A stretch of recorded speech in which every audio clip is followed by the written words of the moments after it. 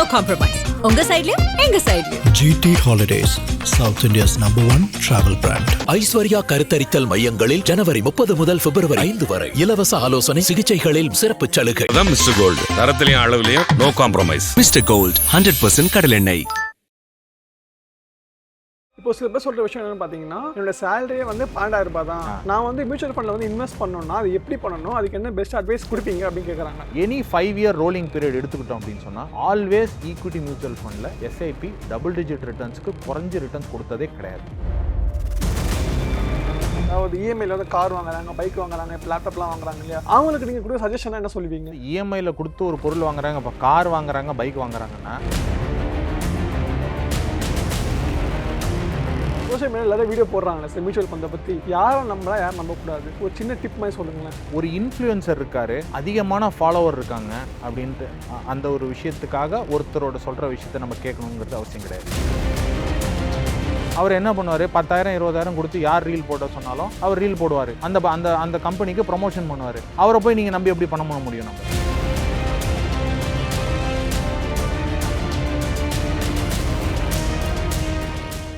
IBC தமிழர்களுக்கு வணக்கம். இன்று நம்மோடு பேசுவதற்கு ஃபினான்ஷியல் எக்ஸ்பர்ட் கௌஷிக் இணைந்திருக்கிறார், அவரிடம் பேசலாம். வணக்கம் சார். வணக்கம். எப்படி சார் இருக்கீங்க? நல்லா இருக்கேன், நீங்கள் நல்லா இருக்கீங்களா? எஸ், நல்லா இருக்கேன் சார். ஓகே சார், இப்போ அடுத்த கட்டமாக பேசும்போது என்ன பார்த்தீங்கன்னா மியூச்சுவல் ஃபண்ட் சார். நிறைய பேர் பார்த்தீங்கன்னா மியூச்சுவல் ஃபண்ட் போட லைஃப்பில் செட்டில் ஆகும் அப்படின்னு சொல்கிறாங்களே சார். ஃபர்ஸ்ட் வந்து இந்த மியூச்சுவல் ஃபண்ட் யாருக்கு சார் தேவை? மியூச்சுவல் ஃபண்ட் எல்லாருக்குமே தேவை. ஓகே. இப்போ எப்படி வந்து ஒரு 20-25 வருஷம் முன்னாடி ஆர்டி வந்து அவ்வளோ ஃபேமஸாக இருந்துச்சு, எல்லாரும் போய் ஆர்டியில் இன்வெஸ்ட் பண்ணிட்டு இருந்தாங்களோ, அந்த மாதிரி மியூச்சுவல் ஃபண்ட் எல்லாருக்கும் இன்றைக்கி தேவை. ஆனால் அந்த மியூச்சுவல் ஃபண்டில் எந்த மாதிரி ரிஸ்க் ஒருத்தர் எடுக்கணும் அப்படிங்கிறத ஒரு தனிநபர் வந்து அவங்களுடைய ரிஸ்க் டேக்கிங் கேப்பபிலிட்டியை புரிஞ்சு தான் அவங்க வந்து அந்த இன்வெஸ்ட்மெண்ட் காலை எடுக்கணும். அவங்க சில பேர் வந்து 1 வருஷம் எனக்கு இன்வெஸ்ட்மெண்ட் பீரியடு, 2 வருஷம் இன்வெஸ்ட்மெண்ட் பீரியடு இருப்பாங்க. அவங்க போய் ஒரு ஈக்விட்டி மியூச்சுவல் ஃபண்டில் இன்வெஸ்ட் பண்ணுறதுங்கிறது வந்து கரெக்டான விஷயம் கிடையாது. ஸோ அதை வந்து ஒரு அட்வைசர்கிட்ட போனாங்கன்னா அவங்க அட்வைசர் வந்து அவங்களுடைய எவ்வளோ காலம் அவங்க முதலீடு பண்ண போகிறாங்க, எவ்வளோ காலம் அவங்க வச்சுக்க போகிறாங்க, எவ்வளவு கீழே வந்து அவங்களுக்கு பிரச்சனை இல்லை, இந்த மாதிரி அவங்களுடைய ரிஸ்க் டேக்கிங் கேப்பபிலிட்டிலாம் அண்டர்ஸ்டாண்ட் பண்ணிக்கிட்டு ஒரு சொல்யூஷனை கொடுப்பாங்க. அதாவது மியூச்சுவல் ஃபண்டுனாலே எல்லாருமே ரிஸ்க் நினச்சிக்கிட்டு இருக்காங்க. பட் மியூச்சுவல் ஃபண்டில் ஈக்விட்டி மியூச்சுவல் ஃபண்டு மட்டும்தான் ரிஸ்க். இப்போ மற்றதெல்லாம் இப்போ டெட் மியூச்சுவல் ஃபண்ட் இருக்குது, ஹைப்ரிட் ஃபண்ட்ஸ் இருக்குது, நீங்கள் கோல்டே மியூச்சுவல் ஃபண்டில் இன்வெஸ்ட் பண்ணலாம், கோல்டு மியூச்சுவல் ஃபண்ட்ஸ் இன்வெஸ்ட் பண்ணலாம்.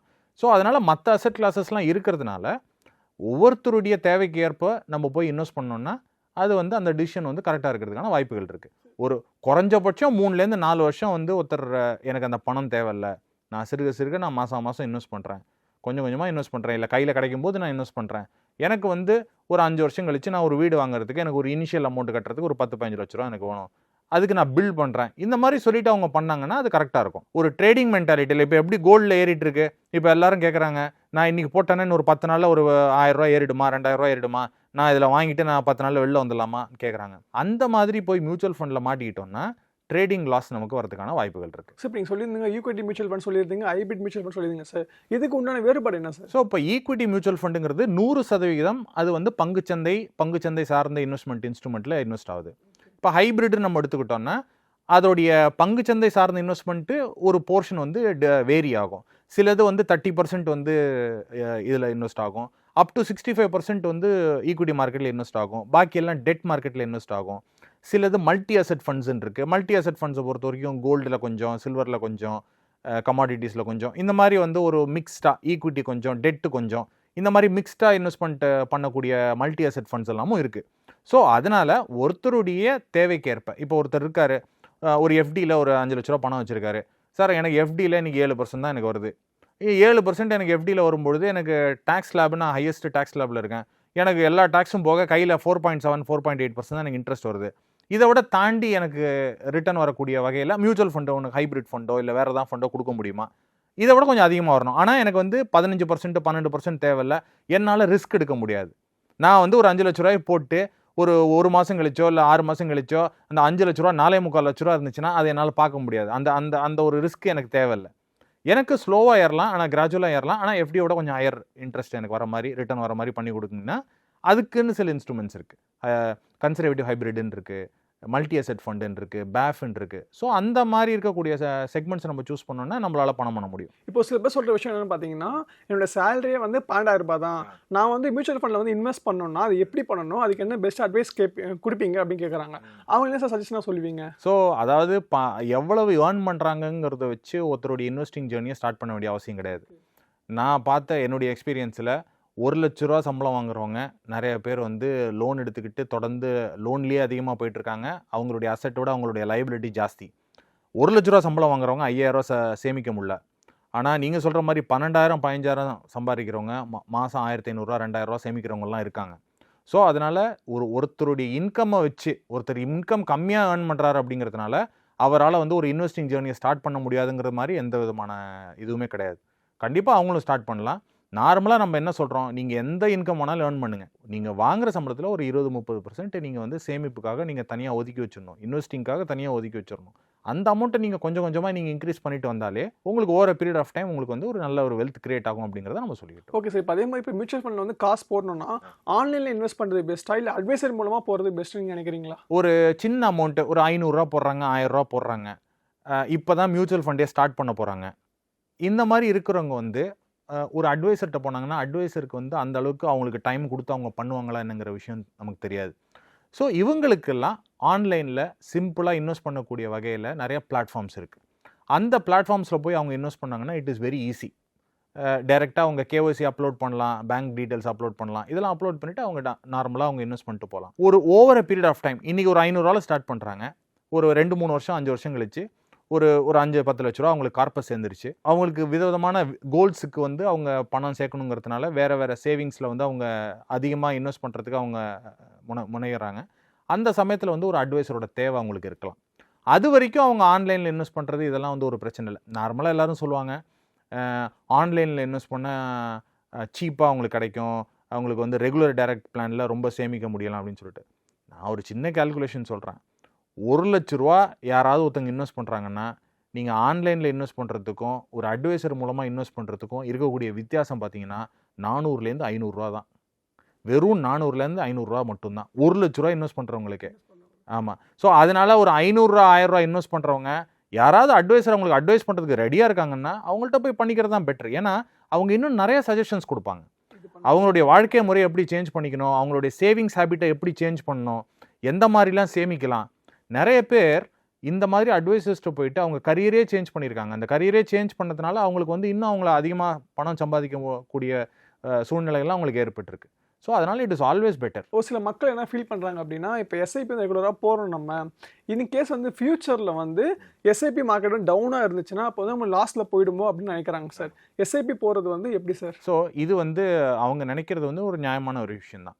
பட் எஸ்ஐபியை பொறுத்த வரைக்கும் நீங்கள் லாஸ்ட் வந்து இப்போ பிஎஸ்சி சென்செக்ஸ் நீங்கள் எடுத்துக்கிட்டிங்கன்னா 1979லேருந்து உங்களுக்கு ட்ராக் ரெக்கார்ட் இருக்குது. ஒரு 46-47 வருஷத்துக்கான ட்ராக் ரெக்கார்ட் இருக்குது. இது எப்படி ஜட்ஜ் பண்ணலாம் அப்படின்னு சொன்னால் ஒரு ரோலிங் ரிட்டர்னுங்கிற ஒரு கான்செப்டை சொல்லுவாங்க. இந்த ரோலிங் ரிட்டர்னில் ஒரு 5 வருஷம் யாராவது ஒருத்தர் எஸ்ஐபி இன்வெஸ்ட் பண்ணிட்டார்னா எந்த பீரியட் ஆனாலும் இருக்கட்டும், அந்த 5 வருஷ பீரியடில் ஒருத்தர் எஸ்ஐபி ரன் பண்ணிட்டார் அப்படின்னு சொன்னால் அவருக்கு டபுள் டிஜிட் ரிட்டர்ன்ஸோ குறைஞ்சி ரிட்டர்ன்ஸ் வந்ததாக சரித்திரமே கிடையாது. மினிமம் 5 இயர்ஸ் ஆனால் மினிமம் 5 வருஷம் அவங்க இன்வெஸ்ட் பண்ணியிருக்கணும், எஸ்ஐபி இன்வெஸ்ட் பண்ணியிருக்கணும்.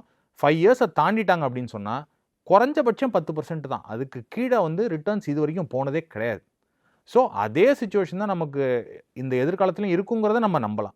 இப்போ லாஸ்ட் ஒரு 1.5-2 வருஷமாக பார்த்தீங்கன்னா ரிட்டர்ன்ஸ் வந்து ஃப்ளாட்டு, ரிட்டர்ன்ஸ் எதுவுமே ஏறல. இப்போ லாஸ்ட் 1.5-2 இயர்ஸில் வந்தவங்க எஸ்ஐபி இன்வெஸ்டர்ஸ் எல்லாருமே அவங்க போட்ட பணம் தான் இருக்கும், ஆர் ஸ்லைட்லி கொஞ்சம் குறைவாக கூட இருக்கலாம். பட் அதுக்காக அவங்க வருத்தப்பட வேண்டிய அவசியமே கிடையாது. ஒருத்தர் எஸ்ஐபி ஸ்டார்ட் பண்ணிவிட்டு மார்க்கெட் இறங்கிட்டு இருக்குன்னா அதுதான் நல்ல விஷயம் அவங்களுக்கு. ஏன் அப்படின்னு சொன்னால் மாதம் அவங்க யூனிட்ஸ் வாங்குறாங்கல்ல, அவங்க ஸ்டார்ட் பண்ணும்போது 20 ரூபாவில் ஒரு யூனிட் ஸ்டார்ட் பண்ணியிருப்பாங்க. இப்போ அடுத்த மாதம் குறைய 19.50, 19 ரூபா, 18 ரூபா, அந்த மாதிரி குறைய அவங்க யூனிட்ஸ் அக்யூமுலேட் பண்ணிகிட்டு இருப்பாங்க. ஓவர் பீரியட் ஆஃப் டைம் நிறைய யூனிட்ஸ் அக்யூமுலேட் பண்ணியிருக்கணும், என்ஏவி வேல்யூ க்ரோ ஆகிருக்கணும். இது 2 தான் அவங்களுடைய வெல்த்தை கிரியேட் பண்ணும். ஸோ அதனால் எஸ்ஐபி ஸ்டார்ட் பண்ணிவிட்டு 1 வருஷம் 2 வருஷம் அவங்களுக்கு வந்து குறைஞ்சிது அப்படின்னு சொன்னால் அவங்க அதை பற்றி பயப்பட வேண்டிய அவசியம் கிடையாது, கவலைப்பட வேண்டிய அவசியம் கிடையாது. எனி 5 இயர் ரோலிங் பீரியட் எடுத்துக்கிட்டோம் அப்படின்னு சொன்னால் ஆல்வேஸ் ஈக்விட்டி மியூச்சுவல் ஃபண்டில் எஸ்ஐபி டபுள் டிஜிட் ரிட்டர்ன்ஸ்க்கு குறைஞ்ச ரிட்டர்ன்ஸ் கொடுத்ததே கிடையாது. சரி, இப்போ அதே மாதிரி 30 வயசுலேயே வந்து பார்த்தீங்கன்னா 1 crore வந்து அச்சீவ் பண்ணணும் அப்படின்னா அதுக்கு என்ன மாதிரியான பிளான்லாம் சொல்லுவீங்க சார்? ஸோ 30 வயசில் ஒருத்தர் வராரு, இப்போ தான் எஸ்ஐபி ஸ்டார்ட் பண்ணுறாருன்னு வச்சுக்கோமே, அவரால் வந்து ஒரு குறைஞ்சபட்சம் ஒரு 15,000 மாதம் இன்வெஸ்ட் பண்ணுறாரு அப்படின்னு சொன்னால் ஒரு 15 வருஷத்துலேயே அவரால் 1 crore கிரியேட் பண்ண முடியும். ஸோ என்னால் 15,000 போட முடியாது சார், கொஞ்சம் குறைவாக தான் போட முடியும் அப்படின்னு சொன்னால் 10,000 போட்டாலே 20 வருஷத்தில் அவரால் 1 crore கார்பஸ்ங்கிறத எட்ட முடியும். இல்லை அதுவுமே பண்ண முடியாது, என்னுடைய சம்பளமே 20,000 தான் சார், எங்கிட்ட நான் எங்கே சார் நான் 10,000 போட்டேன், பாதி பணத்தை நான் போய் போட்டேன்னா நான் என்ன சார் பண்ண முடியாது அப்படின்னு சில பேர் சொல்லலாம். 5,000 போடுறீங்களா, ஒரு 24-25 வருஷத்தில் அவங்களால 1 crore கார்பஸை கிரியேட் பண்ண முடியும். இது எல்லாம் வந்து நான் சொல்கிறது வந்து ரொம்ப ஈஸியாக இருக்கலாங்க. ஆனால் இதை ஃபாலோ பண்ணுறது இந்த டிசிப்ளின்ங்கிறது தான் ரொம்ப முக்கியம். தானாக போய் இன்வெஸ்ட் பண்ணிவிட்டு ஆன்லைனில் இந்த மாதிரி இன்வெஸ்ட் பண்ணுறவங்களுக்கு இந்த டிசிப்ளின் இருக்கிறது இல்லை. நான் சொல்லலை இதை வந்து ஆம்ஃபி டேட்டா சொல்லுது, செபி டேட்டா சொல்லுது. யாரெல்லாம் தானாக போய் இன்வெஸ்ட் பண்ணி எஸ்ஐபி போட்டு அந்த ஒரு ஃபண்டை சூஸ் பண்ணி இன்வெஸ்ட் பண்ணுறாங்களோ அவங்களில் 90% பேர் 3 வருஷத்துக்குள்ளே அதை விற்றுட்டு வெளியே வந்துடுறாங்க. அதை தாண்டி அவங்க போகிறதில்ல, 3 வருஷத்துக்குள்ளே வந்துடுறாங்க. நான் என்ன சொன்னேன் உங்கள்கிட்ட கொஞ்ச நேரம் முன்னாடி, 5 வருஷம் நீங்கள் எஸ்ஐபி இன்வெஸ்ட் பண்ணால் மட்டும்தான் உங்களால் வந்து ஒரு டபுள் டிஜிட் ரிட்டர்னை பார்க்க முடியும். ஸோ 3 வருஷம் இன்வெஸ்ட் பண்ணிவிட்டு அவங்க வெளில வந்துட்டாங்கன்னா அவங்க அதுக்கப்புறம் அந்த ஈக்விட்டி ஆஸ் அன் அசெட் கிளாஸை திருப்பி போய் இன்வெஸ்ட் பண்ணுங்கிற நோக்கமே அவங்களுக்கு வராது. ஸோ அதனால் ஆல்வேஸ் இந்த டிசிப்ளினை ஃபாலோ பண்ணிட்டாங்க. எனக்கு இப்போ ஒரு ஆர்டியில் போடுறோம், டெய்லி அதை ஓப்பன் பண்ணி ஆர்டியில் எவ்வளோ அக்யூமுலேட் இருக்குது நம்ம பார்க்குறோமா என்ன, அந்த மாதிரி பார்க்காம போர்ட்ஃபோலியோ பார்க்காம டிசிப்ளின்டாக அவங்க இன்வெஸ்ட் பண்ணிகிட்டே வந்தாங்கன்னா அவங்களால கண்டிப்பாக அவங்களால வெல்த் கிரியேட் பண்ண முடியும். ஒரு சில விஷயம் எப்படின்னா மக்கள் பேர் என்ன நினச்சிருக்காங்கன்னா மியூச்சுவல் ஃபண்ட் இன்வெஸ்ட் பண்ணால் வந்து மேபி ஏர்லாம் இறங்கலாம் அப்படி பயந்துட்டு இருக்காங்க சார். ஒரு சில பேர் நினச்சிருக்காங்கன்னா அதில் வந்து பேங்க்லேயே போட்டு போயிடுவாங்க எஃப்டியில் அப்படி சொல்கிறாங்க சார். பேங்க் எஃப்டியில் போடுறதுக்கும் மியூச்சுவல் ஃபண்டில் போடுறதுக்கும் டிஃபரன்ஸ் என்ன சார்? ஸோ பேங்க் எஃப்டியில் வந்து நீங்கள் பார்க் பண்ணுவீங்க, மியூச்சுவல் ஃபண்ட் எஸ்ஐபியில் போட்டிங்கன்னா உங்கள் வெல்த்தை க்ரோ பண்ணுவீங்க. இது ஒவ்வொருத்தருடைய டிசிஷனை பொறுத்து இருக்குது. இப்போ வந்து ஒருத்தர் வந்து 60 வயசு ஒரு ரிட்டையர்மெண்ட் ஆகி வராரு, அவருக்கு வந்து ஒரு 20 லட்ச ரூபா 25 லட்ச ரூபா அவங்களுக்கு வந்து உங்கள் கம்பெனிலேருந்து கொடுத்துருக்காங்க. அவர் வந்து மியூச்சுவல் ஃபண்டில் இன்வெஸ்ட் பண்ணலாமா இல்லை எஃப்டியில் இன்வெஸ்ட் பண்ணலாமாங்கிற ஒரு டிசிஷன் அவர் எடுக்கலாம். ஏன்னா அந்த வயசில் அவருக்கு வந்து சேஃப்டி தான் பிரதானமான ஒரு விஷயமா இருக்கும். ஸோ ஈக்விட்டி மியூச்சுவல் ஃபண்டில் எனக்கு ரிஸ்க்கு ஜாஸ்தியாக இருக்குது, எனக்கு வந்து 3-4 வருஷத்தில் எனக்கு ஒரு தேவைகள் இருக்குது, அந்த பணம் திருப்பி எனக்கு வந்தாகணும்.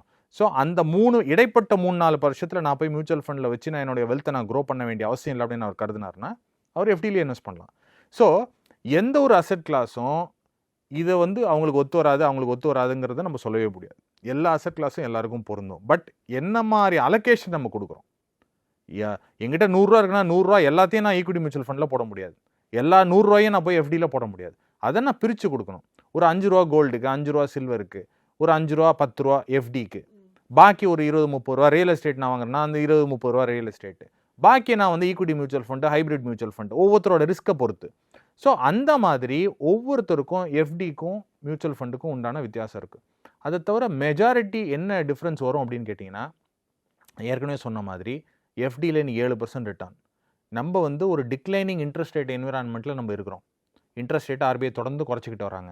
ஒரு வருஷம் முன்னாடி 8% இருந்துச்சு எஃப்டி இன்ட்ரெஸ்ட், இன்றைக்கி 7%, 6.25% வந்துருச்சு. ஒருத்தர் 30% டேக்ஸ் லேபில் இருந்தார்னா இன்றைக்கி 4.25% தான் அவர் கையிலேயே பணம் வருது.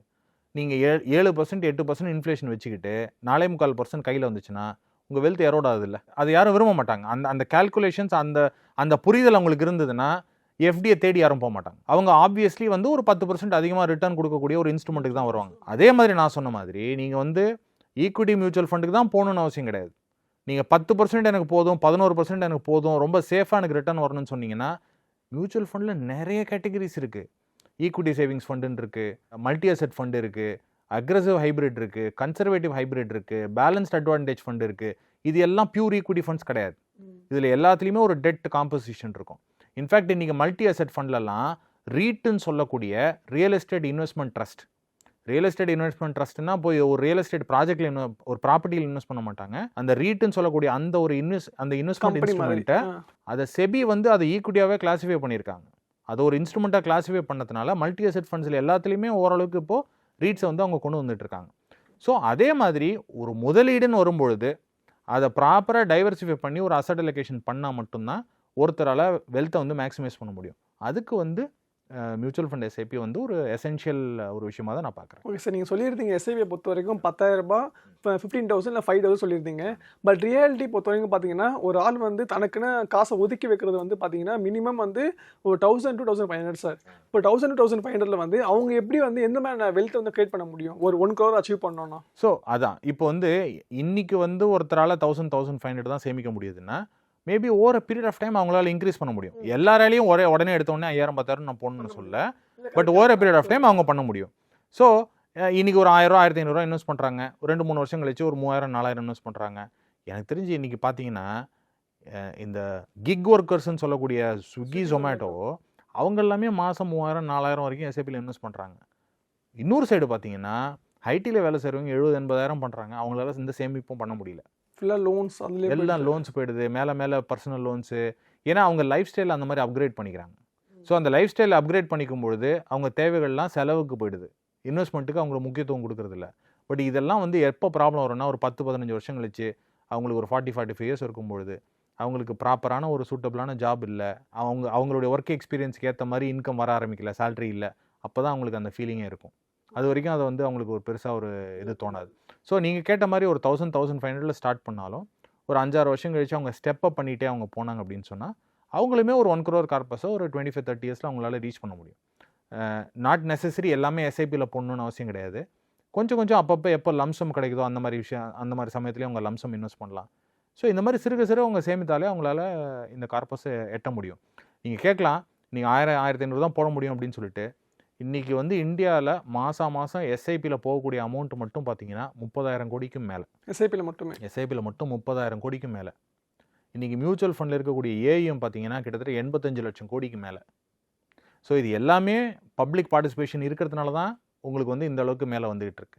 அதுவும் இந்த லாஸ்ட் 1-2 இயர்ஸில் பார்த்தீங்கன்னா ஈவன் கோவிடுக்கு அப்புறமே பார்த்தீங்கன்னா இந்த Tier 2 Tier 3 டவுன்ஸ்லேருந்து நிறைய இன்வெஸ்டர்ஸ் வராங்க. ஸோ அவங்களுக்கு வந்து இந்த புரிதல் வந்திருக்கு, மியூச்சுவல் ஃபண்டில் நம்ம இன்வெஸ்ட் பண்ணோன்னா நமக்கு ஒரு நல்ல ஒரு எதிர்காலம் இருக்குது, நமக்கு நல்ல ஒரு வெல்த் கிரியேட் பண்ண முடியும் அப்படிங்கிறத அவங்க டேட்டாவோட பார்க்குறாங்க. ஸோ அந்த ஒரு விஷயத்தினால தான் இன்றைக்கி நம்ம 30,000 கோடி ப்ளஸ்ஸு மார்க்கெட் வந்து உங்களுக்கு போயிட்டுருக்கு. இந்த லாஸ்ட்டு ஒரு 6 மாதம்லாம் பார்த்தீங்கன்னா எஃப்ஐஎஸ் வந்து நிறைய பணத்தை வெளியே எடுத்துகிட்டு போயிருக்காங்க நம்ம நாட்டிலேருந்து. அந்த பணத்தை வெளியே எடுத்துன்னு போனதுக்கு டிஏஎஸ் சப்போர்ட் பண்ணதுனால தான் உங்களுக்கு வந்து மார்க்கெட் வந்து இந்த அளவுக்கு ஸ்டேபிளாக நிற்கிது. இல்லைனா மார்க்கெட் இன்னும் கீழே வளர்ந்துருக்கும். இந்த டிஏஎஸ்னால் யார்? மியூச்சுவல் ஃபண்ட்ஸும் வாங்கியிருப்பாங்க. மியூச்சுவல் ஃபண்ட்ஸில் யார் வாங்குறாங்க? அவங்களுக்கு பணம் எங்கேருந்து வருது? ரீட்டைல் இன்வெஸ்டர்ஸ் தான். ரீட்டைல் இன்வெஸ்டர்ஸ் அவங்க தொடர்ந்து ஒரு டிசிப்ளின்டான ஒரு இன்வெஸ்ட்மெண்ட் அவங்க பண்ணிகிட்டு இருக்கிறதுனால டிஏஎஸ் போய் அந்த எஃப்ஐஎஸ் விற்கிற ஸ்டாக்கை அவங்களால திருப்பி வாங்க முடியாது. சில பேர் கேட்கலாம், அப்போ எஃப்ஐஎஸ் விற்கிறத நம்ம வாங்குறோன்னா அப்போ வந்து நம்ம ஏதாவது கரெக்டான ஒரு விஷயத்தை நம்ம செய்யலையா அப்படிங்கிற மாதிரி அவங்களுக்கு டவுட்லாம் வரும். நிறைய தடவை எஃப்ஐஎஸ் விற்ற போது டிஏஎஸ் வாங்கியிருக்காங்க, திருப்பி எஃப்ஐஎஸ் வருவாங்க. லாஸ்ட் ஒரு 10 வருஷத்துல எஃப்ஐ நம்பியே நம்ம மார்க்கெட் கிடையாது. நம்ம கம்ப்ளீட்டா we are insulated from FI selling. டிஏஎஸ் வாங்கிட்டு இருக்காங்க, டிஏஎஸ் வந்து பெரிய பணம் பண்றாங்க, எல்லாமே நம்ம பார்த்துருக்கோம். சரி, அதே மாதிரி ரீசெண்ட் டேஸில் வந்து எல்லாருமே வந்து ஃபீல் பண்ணுற விஷயம் என்னன்னா, இப்போவே வந்து பார்த்தீங்கன்னா ரிட்டைர்மெண்ட் வந்து பிளான் பண்ணுறாங்க சார். இப்போ நான் வந்து ரிட்டைர்மெண்ட்டை பிளான் பண்ணணும்னா எப்படி சார் பிளான் பண்ணுறது? ஸோ உங்கள் ரிட்டையர்மெண்ட் பிளான் பண்ணுங்கிறது இப்போது எதுக்காக ரிட்டையர்மெண்ட் பிளான் பண்ணணும் அப்படிங்கிறது பார்த்தீங்கன்னா நிறைய பேருக்கு இப்பயே தெரியுது. ஐடிலலாம் இன்னைக்கு 50 இயர்ஸ்க்கு மேலே ஜாப்ஸ் வந்து கிடைக்கிறது இல்லை. 45க்கு மேலே பண்ணால ஒரு சேச்சுரேஷன் பாயிண்ட் வந்துடுறாங்க. அதாவது என்னென்னா, நீங்கள் 40-45 வயசு வரைக்கும் ஒரு இன்க்ரிமெண்ட்ஸ் கிடச்சிக்கிட்டு இருக்கோம், ஒரு டீசெண்டான இன்க்ரிமெண்ட்டு, இன்ஃப்ளேஷனோட ஈக்குவலாக இருக்கக்கூடிய இன்க்ரிமெண்ட் கிடச்சிட்டு இருக்கோம். அதுக்கப்புறம் என்ன நினைப்பாங்க, அந்த கம்பெனிக்காரன் என்ன நினைப்பான், ஆஹா இவங்க ஆல்ரெடி ஹை பேக்கேஜில் இருக்காங்க, இவங்க என்ன காரணத்தை சொல்லி இவங்க ஒன்று இன்க்ரிமெண்ட் கொடுக்காமல் இருக்கலாம், இல்லை எப்போ வெளியே தரலாம். இதை தான் வந்து எல்லாருடைய விஷயமா இருக்குது. ஏன்னா அவங்களுக்கு இதே டெக்னாலஜியை கற்றுக்கிறதுக்கு 25 வயசில் ஒரு இவங்க காஸ்ட்டில் 25% காஸ்ட் கொடுக்குற இடத்துல அவங்க வந்து வேற ஆளை ரீப்ளேஸ் பண்ணுறதுக்கான கேப்பபிலிட்டி இருக்கு. ஸோ அப்படி இருக்கும்பொழுது இதை வந்து எல்லாருமே பார்க்குறது இயற்கை தான். ஸோ அதனால எல்லாரும் என்ன ஃபீல் பண்ணுறாங்க, ரிட்டையர்மெண்ட் கார்பஸை நம்ம பில்ட் பண்ணணும் அப்படிங்கிறத அவங்க கொண்டு வராங்க. ப்ளஸ் மேலை நாடுகள்லாம் பார்த்தீங்கன்னா இன்ஹெரண்ட்டாகவே அவங்களுக்கு வந்து நிறைய, இப்போ யூஎஸில் எடுத்துக்கிட்டிங்கன்னா 401(k)ன்னு ஒன்று இருக்குது. அதே மாதிரி யூகேல வந்து நிறைய ஸ்கீம்ஸ் இருக்குது, ரிட்டையர்மெண்ட்டுக்கான ஸ்கீம்ஸ் இருக்குது. ப்ளஸ் அவங்களுக்கெல்லாம் சோஷியல் செக்யூரிட்டி ஸ்கீம்ஸும் இருக்குது. ஸோ அது வந்து நம்ம நாட்டிலையுமே இந்த ரிட்டையர்மெண்ட்டுக்காக நம்ம ஒரு கார்பஸ் பண்ணுவோம். ஏன்னா ஈவன் கவர்மெண்ட் ஜாப்ஸில் கூட பென்ஷன் இல்லைங்கிற ஒரு சூழ்நிலையில் ரிட்டையர்மெண்ட் கார்பஸை நம்ம தேடிக்குவோம் அப்படிங்கிற விஷயத்தில் இதை தேடி அவங்க போகிறாங்க. ஸோ நல்ல விஷயந்தான். பட் ஒரு 25 இயர்ஸ்லேயே இருக்கிறவங்க வந்து ஒரு ரிட்டையர்மெண்ட்டை பற்றி பார்க்குறாங்கன்னா அது வந்து ரொம்ப ஒரு ஃபார் ஸ்ட்ரெச்டு கோல் அப்படின்னு தான் நான் நினைக்கிறேன். ஸோ அவங்களுக்கு இம்மிடியேட்டாக நிறையா கோல்ஸ் இருக்கும். 25 இயர்ஸில் இருக்கிறவங்க ஒரு வீடு வாங்கணும், ஒரு கார் வாங்கணும், ஒரு பைக் வாங்கணும் அப்படின்னு சொல்லிட்டு அவங்களுக்கு இம்மிடியேட் கோல்ஸ்லாம் நிறையா இருக்கும். ஸோ அவங்கெல்லாம் இப்போ இமீடியட்டாக போய் ஒரு ரிட்டையர்மெண்ட் கோலை பற்றி யோசிக்க வேண்டாம் அப்படிங்கிறது தான் என்னுடைய கருத்து. ஸோ அவங்களுடைய ஷார்ட் டேர்ம் கோல்ஸை வந்து இங்கேருந்து ஒரு 5 வருஷம் 10 வருஷம் இருக்கக்கூடிய கோல்ஸ் அவங்க ஃபஸ்ட்டு முடிச்சுக்கிட்டாங்க அப்படின்னு சொன்னால், அதுக்கப்புறம் ரிட்டையர்மெண்ட் கோலை ஒன்ஸ் அவங்க வந்து ஒரு மிட் ஆஃப் தேர் கரியர் வரும்பொழுது பார்த்துட்டாங்கன்னா கரெக்டாக இருக்கும். அது சரி, இப்போ ஒருத்தவங்க வந்து மியூச்சுவல் ஃபண்டில் வந்து இன்வெஸ்டே பண்ணல சார், இப்போ எதுலையுமே இன்வெஸ்ட் பண்ணாமல் இருக்காங்க, அவங்க வந்து ஃபியூச்சரில் எந்த மாதிரி சவால்களை சந்திப்பாங்கன்னு நினைக்கிறீங்க நீங்கள்? இந்த மியூச்சுவல் ஃபண்டில் நீ இன்வெஸ்டே பண்ணலன்னா நீ எதிர்காலத்தில் நீ வந்து இந்த மாதிரி போயிடும், அந்த மாதிரி சாபன்றதுலாம் நான் இல்லை. அதெல்லாம் நிறைய பேர் இன்றைக்கும் இன்வெஸ்ட் பண்ணவங்களாம் இருக்காங்க, அதெல்லாம் நல்லாவும் இருக்காங்க. அதெல்லாம் ஒன்றும் குறை கிடையாது, அப்படிலாம் ஒன்றும் கிடையாது. ஏன்னா சில பேருக்கு வந்து இந்த அசெட் கிளாஸே தேவையில்லை, அவங்க வேறு சேவிங்ஸ் முறையில் வச்சுருப்பாங்க, எல்லாமே வச்சுருப்பாங்க. ஸோ அதனால் இந்த அசெட் கிளாஸில் இன்வெஸ்ட் பண்ணால் தான் அவங்களுடைய எதிர்காலம் நல்லா இருக்கும்லாம் நம்ம எதுவும் சொல்ல வேண்டிய அவசியம் கிடையாது. பட் இது வந்து ஒரு சிம்பிள் இன்ஸ்ட்ருமெண்ட். ஒரு மியூச்சுவல் ஃபண்டுங்கிறது ஒரு simple instrument. India growth story அப்படின்னு நம்ம சொல்கிறோம் இல்லையா? இந்தியா இன்றைக்கி இருக்கிற நிலைமையை விட இன்றைக்கி 4 ட்ரில்லியன் எக்கானமிங்கிறது 10 ட்ரில்லியன் எக்கானமி இன்னும் ஒரு 5-6 வருஷத்தில் போகும் அப்படிங்கிற ஒரு நிலைமையில் அந்த க்ரோத்தில் நம்ம பார்ட்டிசிபேட் பண்ணணும் அப்படின்னு சொன்னால் ஒரே வழி பங்குச்சந்தை மட்டும்தான். இல்லைன்னா நம்ம ஒரு பிஸ்னஸில் இருக்கோம்னா அந்த பிஸ்னஸ் வந்து ஒரு பெரிய க்ரோயிங் பிஸ்னஸாக இருக்கணும், அந்த பிஸ்னஸ்லேருந்து நமக்கு ஒரு நல்ல இன்கம் வந்துட்டு இருக்கணும். எப்படி இருந்தாலும் நம்ம பார்ட்டிசிபேட் பண்ணணும். இந்தியாவில் இருக்கக்கூடிய ஒரு 100 டாப் 100 பெஸ்ட் கம்பெனிஸ், அதில் நான் என்னுடைய பணம் நான் இன்வெஸ்ட் பண்ணியிருக்கேன், எனக்கு நான் சம்பாதிக்கிற பணத்தை அதில் நான் இன்வெஸ்ட் பண்ணி அதில் இன்னும் க்ரோ பண்ணுறேன் அப்படின்னு நினைக்கிறவங்க கண்டிப்பாக மியூச்சுவல் ஃபண்ட்ஸை தேடி வருவாங்க. இது மியூச்சுவல் ஃபண்ட்ஸ் ஏன் எல்லாருக்கும் ஒரு ஃப்ளேவர் ஆஃப் த சீசன்னா ரொம்ப சிம்பிளான இன்ஸ்ட்ருமெண்ட்டுங்க. இன்றைக்கி ஒரு இன்சூரன்ஸோ இல்லை வேறு ஏதோ எடுத்துக்கிட்டிங்கன்னா காம்ப்ளிகேட்டடாக சொல்லுவாங்க. ஒரு இன்சூரன்ஸ் பிளானை எக்ஸ்பிளைன் பண்ண சொன்னீங்கன்னா ஒரு 1/2 மணி நேரம் எக்ஸ்பிளைன் பண்ணுவாங்க. இது இப்படி இங்கே 12 வருஷம் போடலாம், 20 வருஷம் போடலாம், இங்கேருந்து அங்கேருந்து இங்கே இப்படின்னு சொல்லிட்டு எக்ஸ்பிளைன் பண்ணுவாங்க. அது எதுவுமே தேவையில்லை மியூச்சுவல் ஃபண்டை பொறுத்த வரைக்கும். Very simple instrument, easy to understand, low cost. அந்த ஒரு விஷயத்தினால தான் it is flavour of the season. நீங்கள் இன்சூரன்ஸில் போட்டிங்கன்னா 5 வருஷத்துக்கு நீங்கள் வெளில எடுக்க முடியாது. என்பிஎஸ்சில் போட்டிங்கன்னா அதுவுமே உங்களுக்கு 60 வயசில் எடுக்கலாம், இந்த மாதிரி இருக்கும். பிபிஎஃப்லும் அந்த மாதிரி ரெகுலேஷன்ஸ் இருக்குது. இதில் போட்டிங்கன்னா இன்றைக்கி போட்டிங்கன்னா அடுத்த வாரம் வானான்னாலும் வெளில எடுத்துலாம். ஆனால் ஒருத்தருக்கு வெல்த் ப்ராப்பராக க்ரியேட் பண்ண முடியல, ரிட்டர்ன்ஸ் ப்ராப்பராக ஜென்ரேட் பண்ண முடியல, அதுக்கு காரணமும் இந்த ஃப்ளெக்சிபிலிட்டி தான். நீங்கள் போய் ஈஸியாக போய் அதை கை வைக்கலாங்கிற இருக்கிறதுனால தான் நான் போய் மியூச்சுவல் ஃபண்டை போய் நான் தொடறேன். அதை எனக்கு எதாவது ஒரு தேவைப்படும் போது நான் கட் பண்ணிட்டு நான் எடுத்துகிட்டு வரேன்ல, அது ஒரு டிஸ்அட்வான்டேஜ் இருந்தாலும் but easy to understand, simple அப்படிங்கிறதுனால இதை வந்து எல்லாருமே விரும்புகிறாங்க. மற்ற இன்ஸ்ட்ருமெண்ட்ஸ்லாம் காம்ப்ளெக்ஸு, லிக்விடிட்டி இஷ்யூஸ் இருக்குது.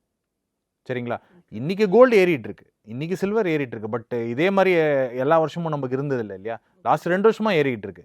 பட் இதே நிலைமை கண்டினியூ ஆகுமானா எவ்வளோ தான் போக முடியும்? டெய்லி 1000 ரூபா ஏறிச்சுன்னா இன்னும் ஒரு 3 மாதத்துலேயே 1 லட்ச ரூபா போயிருமா? கிராம வாய்ப்புகள் இருக்குது சார்.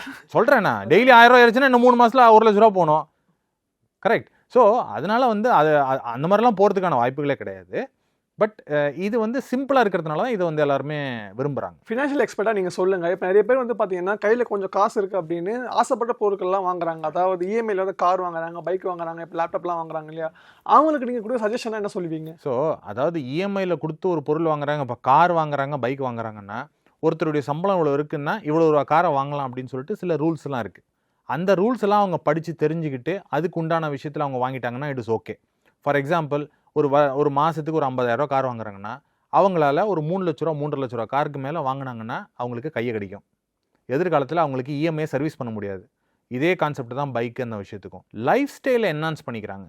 நீங்கள் வந்து மாத சம்பளமே 50,000 போய் ஒரு 12 லட்ச ரூபா கார் 15 லட்ச ரூபா கார் வாங்கினா இஎம்ஐயே உங்களுக்கு வந்து 25,000 30,000 வந்துருச்சுன்னா எப்படி அவங்களால அதை சர்வீஸ் பண்ண முடியும்? இதே விஷயந்தான் ஒரு ஃபாரின் ட்ரிப்பு போகிறேன்பாங்க, அவங்க சம்பளமே 30-40,000 இருக்கும். வருஷத்துக்கு ஃபேமிலியை கூட்டிகிட்டு ஒரு 2-2.5 லட்ச ரூபாய்க்கு ஃபேமிலி ட்ரிப் போங்க. அதையும் என்ன பண்ணுவாங்க, கிரெடிட் கார்டு இஎம்ஐ மூலமாக போடுவாங்க. முடிச்சுட்டு வந்ததுக்கப்புறம் அந்த கிரெடிட் கார்டு இஎம்ஐ கட்ட முடியாது. ஸோ இந்த மாதிரி ஒரு டெட்டு ட்ராப்புக்குள்ளே அவங்க தகுதிக்கு மீறி இருக்கக்கூடிய விஷயங்களை போய் அவங்க வாங்கும்பொழுதோ இல்லை வந்து அதை யூஸ் பண்ணும்பொழுதோ அவங்க போய் மாட்டிக்கிறாங்க. ஐஃபோன் எடுத்துக்கிட்டோன்னா இதே பிரச்சனை தான். இனி ஏன் போனான்னா உடனே கடையில் போட்டு ஒரு லோனை போட்டு அவங்க கொடுத்துட்றாங்க, வாங்கிட்டு வந்துடுறாங்க, இஎம்ஐயில் வாங்கிட்டு வந்துடுறாங்க. பட் அது தேவையா? அவங்க வருஷ சம்பளத்திலே பாதி காஸ்ட் இருக்கும் அந்த ஐஃபோனு. அதில் ஃபோன் பண்ணால் தான் நம்மளால் பேச முடியுமா? எதிரில் இருக்கிறவனுக்கு காதில் விழுமா என்ன? ஸோ இதெல்லாம் நிறைய மக்களுக்கு புரிதல் இல்லை. புரிதல் இல்லாதவங்க அடிபட்டு அதுக்கப்புறம் அவங்களுக்கு வந்து இந்த விஷயம் வந்து அவங்களுக்கு புரிய ஆரம்பிக்கும் over a period of time. So அதான் சொல்கிறேன், எக்ஸ்பீரியன்ஸ் தான் வந்து உங்களுக்கு is the best teacher for you. So அதனால் இதெல்லாம் எக்ஸ்பீரியன்ஸ் பண்ணாங்கன்னா அவங்களே மாற்றிக்க ஆரம்பிச்சிருவாங்க. பட் இன்றைக்கி வந்து ஃபினான்ஷியல் அவேர்னஸ்ஸு இந்த மாதிரி வந்து நிறைய பேர் வந்து விஷயங்களை சொல்லி கொடுத்துட்ருக்காங்க. நீங்கள் இவ்வளோ சம்பளம் இருந்ததுன்னா இவ்வளோ ரூபாய்க்கு கார் வாங்கன்னு சொல்லிட்டு இன்றைக்கி சோஷியல் மீடியா பரவலாக இருக்கக்கூடிய காலத்தில் இந்த மாதிரியான அட்வான்டேஜஸ் நமக்கு நிறையா இருக்குது. இந்த மாதிரியான லேர்னிங்ஸ் வந்து நம்ம நிறையா ஃப்ரீயாகவே கற்றுக்க முடியும். நம்ம போய் ஒரு காலேஜில் போய் படிச்சுக்கிட்டோம். ஏன்னா அன்ஃபார்ச்சுனேட்லி இதெல்லாம் ஸ்கூல் சிலபஸ்லயோ காலேஜ் சிலபஸ்லயோ கிடையாது. இல்ல ஸோ நம்மளே இன்னைக்கு learn வந்து பண்ணி கத்துக்க வேண்டியது. ஆமா இன்னைக்கு நம்ம சோஷியல் மீடியால நிறைய விஷயங்கள் இந்த மாதிரி கத்துக்கிறதுக்கான வாய்ப்புகள் இருக்கு. ஒரு 4-5 பேரோட வீடியோஸ் அவங்க பார்த்துக்கிட்டு எல்லாம் பார்த்துக்கிட்டாங்கன்னா கரெக்டாக ஒரு அண்டர்ஸ்டாண்ட் பண்ணிக்க முடியும். எது தேவை எது தேவையில்லை, தேவையில்லாத விஷயத்தை வாங்கும்பொழுது நமக்கு வந்து எதிர்காலத்தில் அது பாதிக்கும் அப்படிங்கிற விஷயத்தை அவங்க புரிஞ்சுக்கலாம். So, அதே மாதிரி இப்போ இன்னும் கொஸ்டின் தோணுச்சு சார். நீங்கள் சொல்லும் போது சோஷியல் மீடியா எல்லாரும் வீடியோ போடுறாங்களே சார் மியூச்சுவல் ஃபண்டை பற்றி, யாரை நம்பலாம் யார் நம்பக்கூடாது, ஒரு சின்ன டிப் மாதிரி சொல்லுங்களேன். நீங்கள் கேட்ட கேள்வி ரொம்ப ஆப்டான கேள்விங்க. அதாவது என்னென்னா, ஒரு இன்ஃப்ளூயன்சர் இருக்கார், அதிகமான ஃபாலோவர் இருக்காங்க அப்படின்ட்டு அந்த ஒரு விஷயத்துக்காக ஒருத்தரோட சொல்கிற விஷயத்த நம்ம கேட்கணுங்கிறது அவசியம் கிடையாது. இன்றைக்கி நிறைய பேர் வந்து சோஷியல் மீடியாவில் இல்லாதவங்க இண்டஸ்ட்ரியில் நல்ல ஒரு கேப்பபிளான பீப்புள், ஒரு அட்வைசர் கம்யூனிட்டிலேயே பார்த்தீங்கன்னா ரொம்ப கேப்பபிளான பீப்புளெலாம் இருக்காங்க. அவங்க சோஷியல் மீடியாலே கிடையாது, அந்த மாதிரி பீப்புள் இருக்காங்க. இன்ஃப்ளூயன்சருக்கு என்ன இஷ்யூ, வெறும் கண்டென்ட் கிரியேட். இன்ஃப்ளூயன்சர்னால் நான் சொல்கிறது வந்து வெறும் கண்டென்ட் கிரியேஷன் மட்டும் தான் அவங்க வேலை. அவங்க வந்து ரியல் டைமில் ஒரு கிளைண்ட்டை ஹேண்டில் பண்ணி ஒரு 100 பேர் 200 பேரோட போர்ட்ஃபோலியோவை அண்டர்ஸ்டாண்ட் பண்ணிக்கிட்டு அவங்களுடைய பிரச்சனைகளை அண்டர்ஸ்டாண்ட் பண்ணிட்டு, இப்போ ஒரு நீங்கள் டாக்டர்கிட்ட போகிறீங்க, உங்களுக்கு என்ன பிரச்சனைங்கிறத அவர் கேட்பார். நீங்கள் ஒரு இன்வெஸ்ட்மெண்ட்டுக்குன்னு வரீங்கன்னா நீங்கள் என்ன பிரச்சனைக்காக நீங்கள் இன்வெஸ்ட் பண்ண போகிறீங்க, எதை சால்வ் பண்ணுறதுக்காக இன்வெஸ்ட் பண்ண போகிறீங்க, என்ன கோலுக்காக இன்வெஸ்ட் பண்ண போகிறீங்கன்னு சொல்லிட்டு 100கணக்கான பீப்புளை நீங்கள் வந்து டெய்லி சந்திச்சுக்கிட்டு அவங்கள்ட்ட பேசிக்கிட்டு இருந்தால் தான் உங்களுக்கு வந்து ஒரு எக்ஸ்பீரியன்ஸ் வந்து கிடைக்கும். ஸோ இன்ஃப்ளூயன்சர்ஸை நீங்கள் தேடி போங்க. ஆனால் அந்த இன்ஃப்ளூயன்சர்ஸ் வந்து ஒரு ப்ராக்டிஸிங் ப்ரொஃபஷனலாக இருக்காராங்கிறத கண்டிப்பாக தெரிஞ்சுக்கணும். அவர் ப்ராக்டிஸிங் ப்ரொஃபஷனலில் வெறும் கண்டென்ட் கிரியேட்டரு. அந்த கண்டென்ட் கிரியேட்டர் என்ன பண்ணுவார், அவருக்கு வேறு வருமானம் கிடையாது. அவர் என்ன பண்ணுவார், 10,000 20,000 கொடுத்து யார் ரீல் போட சொன்னாலும் அவர் ரீல் போடுவார். அந்த கம்பெனிக்கு ப்ரொமோஷன் பண்ணுவார். அவரை போய் நீங்கள் நம்பி எப்படி பண்ண முடியும் நம்ம? ஸோ அதனால் ப்ராக்டிஸிங் ப்ரொஃபஷனல் ஒரு 1000-2000 பேருக்கு இம்பேக்ட் கிரியேட் பண்ணியிருக்காரா, அவங்களுக்கு ஆஃபீஸ் இருக்கா, அவங்களுக்கு வந்து எந்த மாதிரி விஷயங்கள் அவங்க சஜஸ்ட் பண்ணுறாங்க, நம்ம பேசும்போதே ஒரு அண்டர்ஸ்டாண்ட் பண்ணிக்க தோணும் நமக்கு. ஏன்னா இன்றைக்கி எல்லாருமே புரிஞ்சுக்கிட்டாங்க. யாரையுமே நம்ம வந்து டிஸ்கவுண்ட் பண்ண முடியாது, யாருமே குறைச்சி மதிப்பிட முடியாது. ஒரு கான்வர்சேஷன்லேயே அவங்களுக்கு வந்து கிளியராக தெரிஞ்சிடும். கூகுள் பண்ணி பார்த்தா இன்றைக்கி எல்லாமே இருக்குங்க. நீங்கள் கூகுள் பண்ணோன்னா எவ்ரிதிங் இஸ் இந்த இன்டர்நெட். யாரை தேடி போகிறோம், அவங்க எந்த மாதிரி பர்சன், எல்லாமே கிளியராக வந்துடும். ஸோ அதனால் ஒரே விஷயம், influencers without practice and without professional expertise, இது மட்டும் நம்ம கூட. சில பேர் இன்ஃப்ளூயன்சர்ஸ் என்ன பண்ணுவாங்க, இந்த சர்டிஃபிகேஷன் மட்டும் ஒன்று வாங்கி வச்சுக்குவாங்க. அந்த சர்டிஃபிகேஷன் யார் வேணாலும் வாங்கி வச்சுக்கலாம். சர்டிஃபிகேஷன் வாங்கினதுனால அது எதுக்குன்னா, நாளைக்கு ஏதாவது ஒரு இன்ஃப்ளூயன்சர் ரெகுலேஷன் வந்துச்சுன்னா இவங்களுடைய வீடியோவை கட் பண்ண போகிறாங்க அப்படிங்கிற ஒரு பயத்தினால அதை வாங்கி வச்சுருப்பாங்க. பட் அது வந்து ஒரு குவாலிஃபிகேஷன் கிடையாது. நீங்கள் டாக்டராக இருந்தாலும் நீங்கள் மெடிக்கல் கவுன்சிலில் போய் லைசன்ஸ் வாங்கணும். நீங்கள் வெறும் டாக்டர் டிகிரி மட்டும் வச்சுருந்து பத்தாது. ஸோ அந்த மாதிரி தான் இங்கேயும். ஸோ நிறைய விஷயங்களுக்காக பகிர்ந்துக்கிட்டீங்க. உங்கள் நேரத்தை எங்களால் செலவிட்டதுக்கு மிக்க நன்றி சார். தேங்க்யூ. No compromise. உங்க சைட்லயும் எங்க சைட்லயும். GT Holidays, South India's #1 travel brand. Aishwarya கருத்தரித்தல் மையங்களில் ஜனவரி 30 முதல் பிப்ரவரி 5 வரை இலவச ஆலோசனை, சிகிச்சைகளில் சிறப்பு சலுகை. அதான் மிஸ்டர் கோல்டு, தரத்திலையும் அளவுலையும் நோ காம்ப்ரமைஸ். மிஸ்டர் கோல்ட் 100% கடலெண்ணெய்.